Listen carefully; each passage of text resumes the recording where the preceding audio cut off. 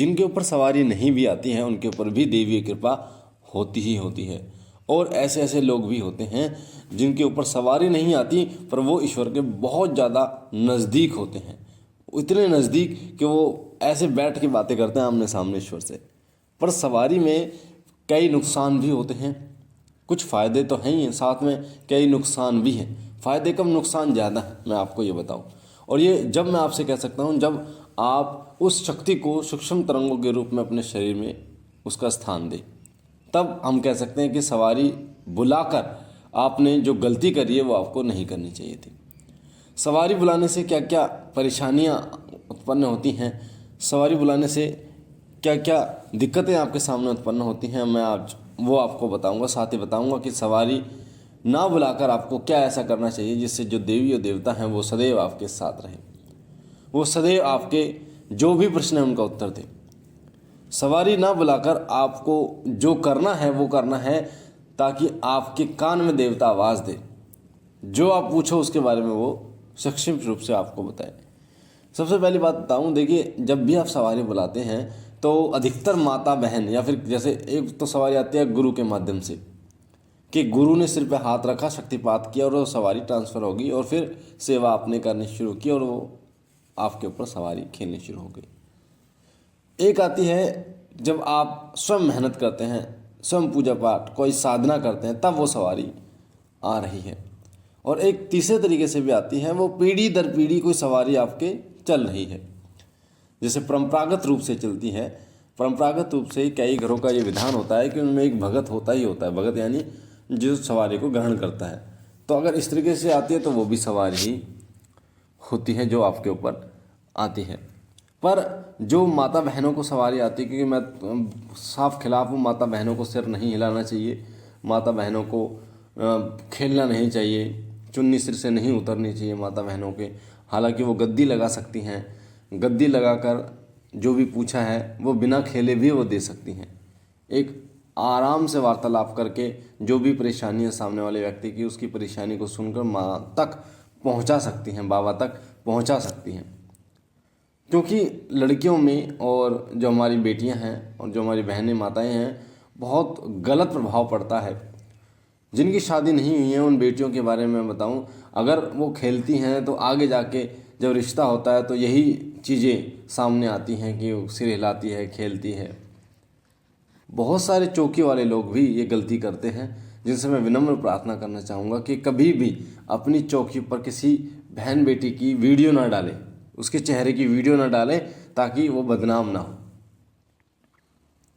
जब किसी को भूत प्रेत आदि खेलते हैं और कई लोग अपना चैनल चलाने के लिए यूट्यूब पर वो उनके चेहरे को दिखाकर वीडियो डाल देते हैं, तो जब उनका रिश्ता लगता है तो बहुत सारे लोग या तो देखते भी नहीं है, तो ऐसे एक दूसरे से उनके बारे में पता चलता रहता है कि उनको पहले प्रेत बाधा की परेशानी थी, भूत की परेशानी थी, तो उसके परिवारजन वैसे ही उसको ताने दे देकर मार देते हैं कि तेरे पास भूत है, या वो डर जाते हैं, रिश्ता नहीं करते। तो सबसे पहले विनम्र प्रार्थना, जितने लोग चौकी लगाते हैं किसी माता बहन की बेटी की फ़ोटो ना डालें, वीडियो ना बनाएं। ठीक करनी है तो वीडियो के पीछे से आप ठीक करें और ऐसे वीडियो ना बनाएं। और एक फीडबैक की वीडियो बनाते हैं कई फीडबैक की वीडियो बनाते हैं कि जी मैं इस दरबार में आए थे, मेरे को भूत प्रेत की परेशानी थी, अब आज मैं बिल्कुल ठीक हूँ। वो जिनके चैनल होते हैं वो ये संदेश देना चाहते हैं कि हमारे यहाँ से कितने लोग ठीक होते हैं। भाइयों की जितने पुरुष हैं, भाई हैं, उनके आप बनाइए, पर बहन बेटियों की आप बनाते हैं तो इस पर गलत फर्क जाता है। और जो ये भी बता रही हैं कि मैं प्रेत बाधा की, भूत प्रेत आदि की परेशानी थी, आज मैं ठीक हूँ, तो अब इससे भी एक नकारात्मक प्रभाव जाता है सामने वाले व्यक्ति के ऊपर कि रिश्ता लेने में दिक्कत होती है। इस चीज़ का जितने लोग सुन रहे हैं वो लोग विशेष रूप से ध्यान रखिए। तो सिर हिलाना बहुत गलत बात है बहन बेटियों के लिए। तो अब बात आते हैं पुरुषों की। जब पुरुषों के ऊपर सवारी आती है, जो इतने भी हमारे बेटे हैं, लड़के हैं, उनको सब पर सवारी आती है, तो खेलना एक हो जाता है। कई लोगों को पता नहीं चलता कि सवारी क्या बोल गई है, क्या नहीं बोल गई है। तो बाद में जब समाधान की बात आती है तो बाद में तो सवारी को बुलाओगे नहीं। कई लोगों के साथ ऐसा होता है कि उनको पता होता है कि सवारी ने क्या बोला, और कई लोगों को ऐसा होता है उनको पता ही नहीं होता कि सवारी क्या बोल के गई, सवारी ने क्या उपाय बताया। और जब उससे बात करते हैं, भगत से वो बात करते हैं बाद में सवारी जाने के बाद, तो भगत कहता है जी मुझे तो कुछ पता नहीं, अब मरीज बीच में अटक जाता है, क्योंकि मरीज के बीच में इतने प्रश्न होते हैं, सवारी से तो वो इतने सारे प्रश्न नहीं पूछ सकता। सवारी के जाने के बाद जब वो इतने सारे प्रश्न पूछता है तो भगत को नहीं पता होता था, फिर उनका इलाज बीच में रुक जाता है, और जो सवारी ने बताया वो भी वो भूल जाते, फिर आधा अधूरा करते हैं, परेशानियाँ बढ़ती हैं। और जब आपकी उम्र बढ़ती है, एक ऐसी उम्र बढ़ती है धीरे धीरे धीरे धीरे, जब आप बुढ़ापे की तरफ आते हो तो सवारी को आप झेल नहीं पाते। इतनी ऊर्जा नहीं होती आपके शरीर में कि आप उस ऊर्जा को, जो सवारी है, उसको झेल पाए, और उसको आना पड़ता है, उसको बुलाना आपको होता है। तो इसीलिए फिर जब व्यक्ति सवारी नहीं झेल पाता, फिर परेशानियाँ उत्पन्न होती हैं।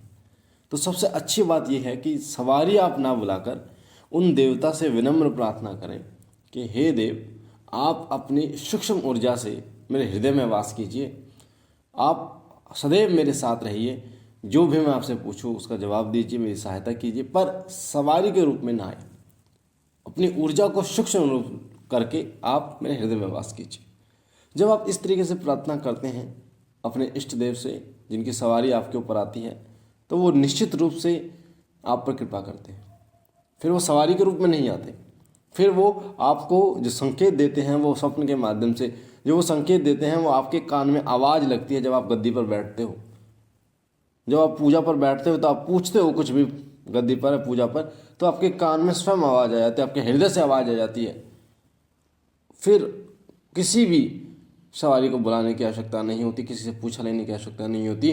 वो मन मन में ही आपके अंदर वो उन प्रश्नों के उत्तर, सामने वाले व्यक्ति के प्रश्नों के उत्तर आपके मन में ही उभार देते हैं और बताते रहते हैं आप कि आपके साथ ऐसा हुआ है, आपके साथ ऐसा परेशानी है, वो जो भी है। तो इस चीज़ का विशेष रूप से ध्यान रखिए कि सवारी को सूक्ष्म रूप से अगर आप बुलाते हैं तो सवारी अंत समय तक आपके साथ रहती है, आपके शरीर भी सही रहता है, क्योंकि जब सवारी शरीर में आती है तो शरीर टूटता है। इसलिए कई भगत शरीर में सवारी नहीं बुलाते, टूटता है शरीर बहुत तेज़ी से। एक आत्मा से दूसरी आत्मा जब प्रवेश करती है तो शरीर का वेग बढ़ जाता है, रक्त का वेग बढ़ जाता है, जो ब्लड प्रेशर होता है, आपकी सांसों का वेग बढ़ जाता है, यानी आपका शरीर जो है वो सामान्य नहीं रहता उस समय पर। तो इस चीज़ का विशेष रूप से ध्यान रखिए। सवारी अगर शरीर पर बुला रहे हैं तो क्यों नहीं बुलानी चाहिए, मैंने उसका कारण आपको बताया। तो मुझे आशा ये जो जानकारी है आपको पसंद आई होगी। पहली बार अगर आप चैनल पे हैं तो वीडियो के नीचे जो लाल कलर का बटन है सब्सक्राइब का, उसे दबा के चैनल को सब्सक्राइब कीजिए, बेल आइकन को दबाइए, घंटे के निशान को, ताकि जो जानकारी हम डालें वो सबसे पहले आपको प्राप्त हो। साथ ही लाइक कीजिए, शेयर कीजिए। पूजा पाठ से संबंधित जानकारी प्राप्त करने के लिए चैनल को सब्सक्राइब कर बेल आइकन को जरूर दबाइए, ताकि ऐसी ही जानकारी आपको निरंतर प्राप्त होती रहे। मैं बाबा भोलेनाथ से विनती करता हूँ कि बाबा आप पर कृपा करें, आपके घर पर कृपा करें, सदैव आपकी झोली भरते रहे। हम मिलते हैं एक नई जानकारी के साथ, तब तक के लिए ओम नमः शिवाय, ओम नमः शिवाय, ओम नमः शिवाय।